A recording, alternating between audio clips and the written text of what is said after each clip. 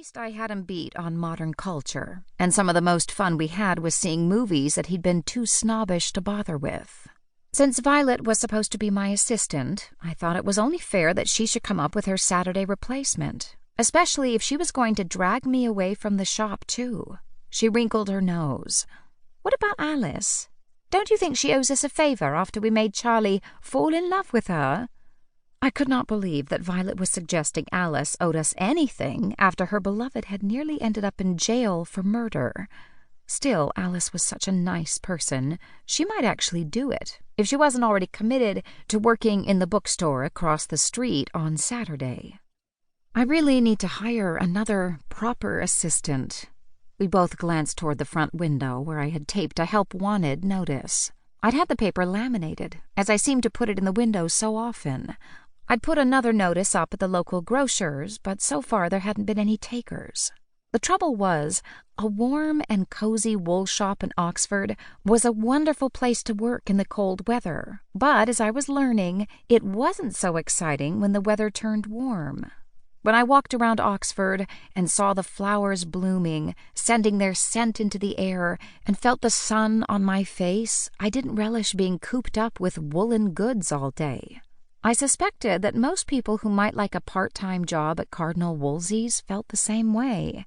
However, I needed to find a reliable assistant, and soon. At that moment, I heard noises in the back room of my shop, which suggested we had visitors. Sure enough, after surreptitiously peeping from behind the curtain, two of my favorite vampires, Sylvia and my grandmother, walked into the shop. Sylvia beamed at us. We were just getting ready for bed, and we thought we might do some knitting first. I'm completely out of the purple cashmere yarn. Gran came behind her. And I was thinking I might crochet you a nice lace tablecloth, Lucy. It would be lovely on the dining table upstairs.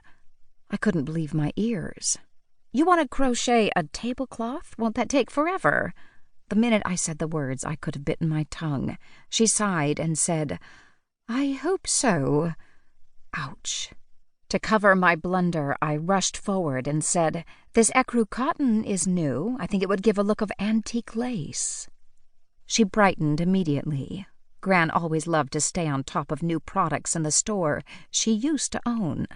It's lovely, dear. She picked up one of the balls and turned it over in her hands. Who's the supplier? Then, of course, we had to talk about sales and the latest stock. It was nice to be able to discuss business with the woman who used to own the shop. I sighed.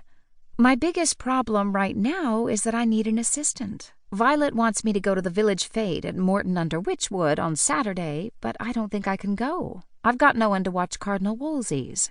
She and Sylvia looked at each other. We'll do it. I telegraphed distress to Sylvia. Gran could not be seen in public. She tended to forget that a lot of the people who shopped here used to be her customers. Finding Gran alive after they had cried at her funeral would not be conducive to good business. Sylvia understood my dilemma immediately and said, But Agnes, have you forgotten? You're going to Dublin this weekend, you and Mabel. Gran's forehead creased in puzzlement. Dublin? Did I know about this? Since Gran could be a bit forgetful, Sylvia took shameless advantage. Of course you did. You're meeting up with Mary and Sheila, those lovely women we met last time we were there. She explained to me and Violet. Mary owns a lovely old manor house in the country about an hour outside of Dublin. Agnes and Mabel are going to spend the whole weekend doing crafts.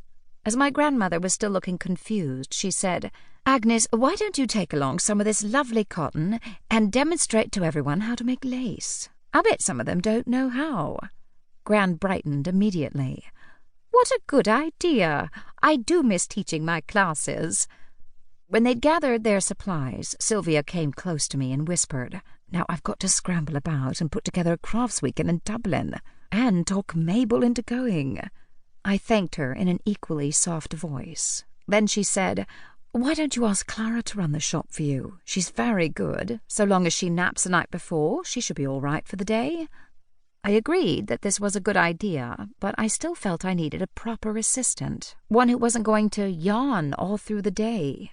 Even Nix, my black cat familiar, wasn't lazing about in the front window as often as she had during the cold weather. She came and went from an open window during the night.